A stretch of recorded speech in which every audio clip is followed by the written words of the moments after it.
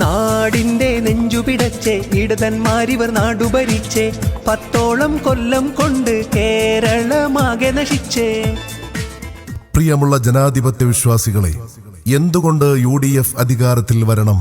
April 9 polling ബൂത്തിൽ പോകുമ്പോൾ ജനാധിപത്യത്തിന്റെ നീലമഷി നിങ്ങളുടെ ചൂണ്ടുവിരലിൽ പതിയുമ്പോൾ നാം മനസ്സിൽ കുറിക്കേണ്ട, ഒരിക്കലും മറക്കാൻ പാടില്ലാത്ത ചില കാര്യങ്ങളുണ്ട്. 10 വർഷങ്ങൾക്ക് മുമ്പുള്ള UDF ഭരണകാലം 1 രൂപക്കും 2 രൂപക്കും റേഷൻ കട വഴി അരി കിട്ടിയിരുന്ന കാലം. BPL ലിസ്റ്റിലുള്ളവർക്ക് 1 രൂപക്കും APL ലിസ്റ്റിലുള്ളവർക്ക് 2 രൂപക്കും അരി കിട്ടിയിരുന്ന കാലം.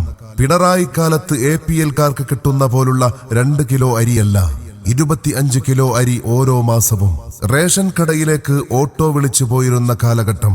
കാരുണ്യ പദ്ധതി, കാരുണ്യ ലോട്ടറിയുടെ വരുമാനം പാവപ്പെട്ടവരുടെ ചികിത്സക്കായി മാറ്റിവച്ചിരുന്ന കാലം. അതെല്ലാം ഇടതു സർക്കാർ നിർത്തലാക്കി.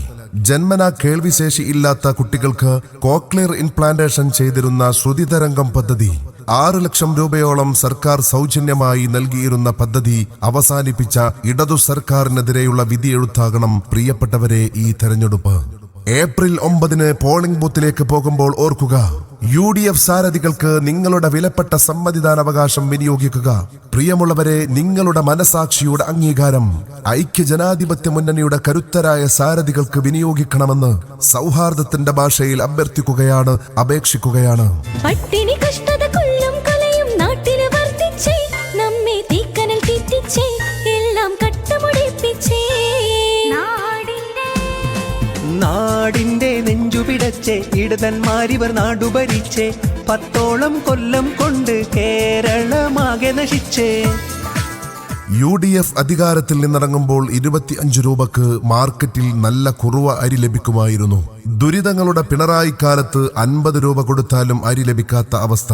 ഒന്നിനും വില കൂടില്ലെന്ന് പറഞ്ഞ് അധികാരത്തിലേറിയവർ ഉപ്പ് തൊട്ട് കർപ്പൂരം വരെയുള്ള സാധനങ്ങൾക്ക് ഒരു കാലത്തുമില്ലാത്ത വിധം വില വർദ്ധിപ്പിച്ചിരിക്കുന്നു. എത്ര തവണയാണ് വൈദ്യുതി ചാർജും വെള്ളക്കരവും കൂട്ടിയത്? കേരളത്തിൽ ഇന്ന് കാണുന്ന വൻകിട പദ്ധതികളെല്ലാം UDF സർക്കാർ കൊണ്ടുവന്നതാണ്. കൊച്ചി മെട്രോയും വല്ലാർപാടം കണ്ടെയ്നർ ടെർമിനലും സ്മാർട്ട് സിറ്റിയും അക്ഷയ പദ്ധതിയുമടക്കം എല്ലാ പഞ്ചായത്തിലും ഹൈസ്കൂൾ, എല്ലാ നിയോജക മണ്ഡലങ്ങളിലും ആർട്സ് കോളേജുകൾ, എല്ലാ ജില്ലകളിലും മെഡിക്കൽ കോളേജുകൾ, മലയാളം സർവകലാശാലയും സംസ്കൃത സർവകലാശാലയുമടക്കം നിരവധി സർവകലാശാലകൾ. പ്രിയപ്പെട്ടവരെ, കേരളത്തെ കേരളമാക്കിയത് UDF തന്നെയാണ്.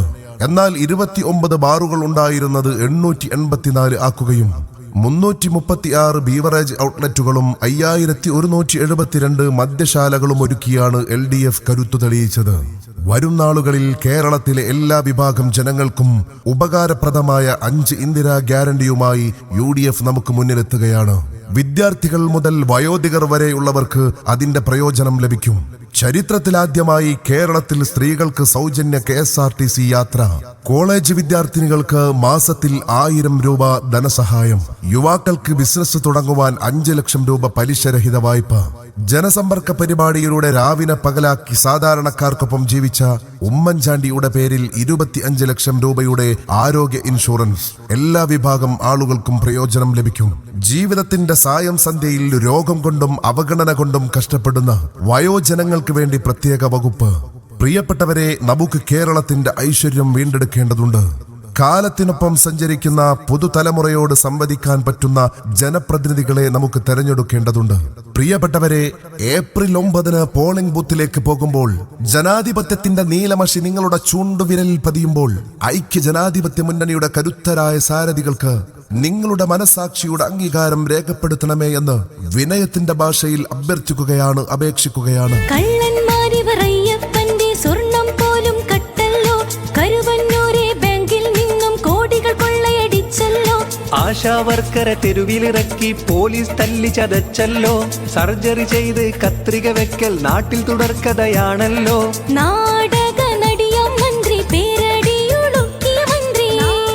കേരളത്തിന്റെ ക്രമസമാധാന നില തകരാറിലാണ്. പട്ടാപകൽ ആളുകളെ വെട്ടിക്കൊലപ്പെടുത്തുന്നു. മണിക്കൂറുകളോളം രക്തം വാർന്നു കിടന്നിട്ടും സംരക്ഷണത്തിന് ഒരു നിയമപാലകനും കടന്നുവരാത്ത അവസ്ഥ സംജാതമായിരിക്കുന്നു. ഗുണ്ടകൾ നടുറോഡിൽ വെട്ടിമരിക്കുന്നു. ആരോഗ്യമേഖലയും മോർച്ചറിയിലാണ്. കാലിന് സർജറിക്ക് പോയാൽ കൈമുറിക്കുന്നു. വയറ്റിൽ കത്രിക വെച്ച് തുന്നിക്കെട്ടുന്നു. വർഷങ്ങളോളം വയറ്റിൽ കത്രിക ചുമന്നു നടക്കേണ്ട അവസ്ഥയാണ് കേരളത്തിൽ പലർക്കുമുള്ളത്. ശുചിമുറിയുടെ കോൺക്രീറ്റ് തലയിൽ വീണ് ആളുകൾ മരിച്ചുകൊണ്ടിരിക്കുന്നു. അത്യാഹിത വിഭാഗത്തിൽ നിരന്തരം തീപിടുത്തമുണ്ടാകുന്നു. പ്രിയപ്പെട്ടവരെ, കേൾവിയില്ലാത്ത വിധം ആരോഗ്യമേഖല തകർന്നടിഞ്ഞിരിക്കുകയാണ്. കഴിഞ്ഞ 10 വർഷത്തെ ഇടതു ദുർഭരണത്തിനെതിരെയുള്ള വിധിയെഴുത്താകണം പ്രിയപ്പെട്ടവരെ ഈ തെരഞ്ഞെടുപ്പ്. സാധാരണക്കാരന് ജീവിക്കാൻ പറ്റാത്ത വിധം നിത്യോപയോഗ സാധനങ്ങൾക്ക് വില കൂട്ടിയ കേരള സർക്കാരുകൾക്കുള്ള ഷോക്ക് ട്രീറ്റ്മെന്റ് ആകണം പ്രിയപ്പെട്ടവരെ ഈ തെരഞ്ഞെടുപ്പ്. വിദ്വേഷ പ്രസംഗം നടത്തുന്നവരെ പൂമാലയിട്ട് സ്വീകരിക്കുന്നവർക്കെതിരെയുള്ള പ്രതിരോധമാകണം പ്രിയപ്പെട്ടവരെ ഈ തെരഞ്ഞെടുപ്പ്. കെട്ടിട നികുതിയും പെർമിറ്റ് ഫീസും 10 ഇരട്ടി കൂട്ടിയവരെ അധികാരത്തിൽ നിന്നും താഴെ ഇറക്കുന്ന തെരഞ്ഞെടുപ്പാകണം ഇത്.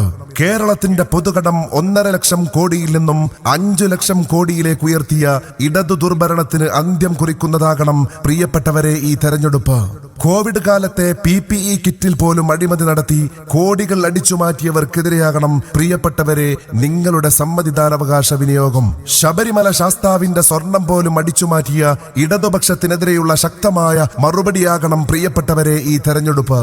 മെസ്സിയെ കൊണ്ടുവരുമെന്ന് പറഞ്ഞ് വിദേശ രാജ്യങ്ങൾ സന്ദർശിച്ച് ലക്ഷങ്ങൾ ഖജനാവിന് നഷ്ടം വരുത്തിവെച്ചവരെ നിലക്ക് നിർത്തുന്നതാവണം ഈ തെരഞ്ഞെടുപ്പ്. കേരളം കടക്കണിയിൽ പൊറുതിമുട്ടുമ്പോഴും 278 കോടി രൂപ ചെലവഴിച്ച് PR വർക്ക് നടത്തിയ ഇടതുപക്ഷത്തിനുള്ള ഷോക്ക് ട്രീറ്റ്മെന്റ് ആകണം ഈ തെരഞ്ഞെടുപ്പ്. പ്രിയപ്പെട്ടവരെ, ഏപ്രിൽ 9 പോളിംഗ് ബൂത്തിലേക്ക് പോകുമ്പോൾ ഓർക്കുക, UDF സാരഥികൾക്ക് നിങ്ങളുടെ വിലപ്പെട്ട സമ്മതിദാനാവകാശം വിനിയോഗിക്കുക. പ്രിയമുള്ളവരെ, നിങ്ങളുടെ മനസാക്ഷിയുടെ അംഗീകാരം ഐക്യജനാധിപത്യ മുന്നണിയുടെ കരുത്തരായ സാരഥികൾക്ക് വിനിയോഗിക്കണമെന്ന് വിനയത്തിന്റെ ഭാഷയിൽ, ഹൃദയത്തിന്റെ ഭാഷയിൽ, സൗഹാർദ്ദത്തിന്റെ ഭാഷയിൽ അഭ്യർത്ഥിക്കുകയാണ്, അപേക്ഷിക്കുകയാണ്. ഉണരുമുണരുമീ ജനത, ഉയരുമുയരുമീ നാട്, ഉയരു നൽകി കാത്തിടാൻ ഐക്യമുന്നണി. ഇനിയും നമ്മളീ നാട്ടിൽ മിഴികൾ പൂട്ടി നിന്നീടിൽ ഇവരി നാട് വിറ്റു തീർക്കും പ്രിയരം സഹചരേ. പാഠ്യപദ്ധതിയെ കാവ്യവൽക്കരിക്കുന്ന PM ശ്രീയിൽ പ്രധാന ഘടകകക്ഷിയായ CPI പോലും അറിയാതെ നട്ടപ്പാതിരക്ക് ഒപ്പിട്ടുകൊടുത്ത പിണറായി സർക്കാർ. കമ്മ്യൂണിസത്തിന് ഹിന്ദുത്വ നിലപാടുള്ള PM ശ്രീ കുഞ്ഞുങ്ങൾ ഉണ്ടാകുമെന്ന് സാറാ ജോസഫിന് പോലും പ്രതികരിക്കേണ്ടി വന്നെങ്കിൽ മതേതര പാരമ്പര്യത്തെ കാൽക്കീഴിലിട്ട് ചവിട്ടിമതിക്കുന്നവർക്കെതിരെയാകട്ടെ നിങ്ങളുടെ വോട്ടുകൾ. അഴിമതിയും സ്വജനപക്ഷപാതവും കൊണ്ട് പൊറുതിമുട്ടിയ 10 വർഷങ്ങൾ, ബന്ധു നിയമനവും PSCയെ നോക്കുകുത്തിയാക്കി പിൻവാതിൽ നിയമനങ്ങളും സ്വർണ്ണക്കടത്തും മാസപ്പടിയും തുടങ്ങി ശബരിമല ശാസ്താവിന്റെ ധനം പോലും അപഹരിച്ച ഇടതുഭരണകാലം.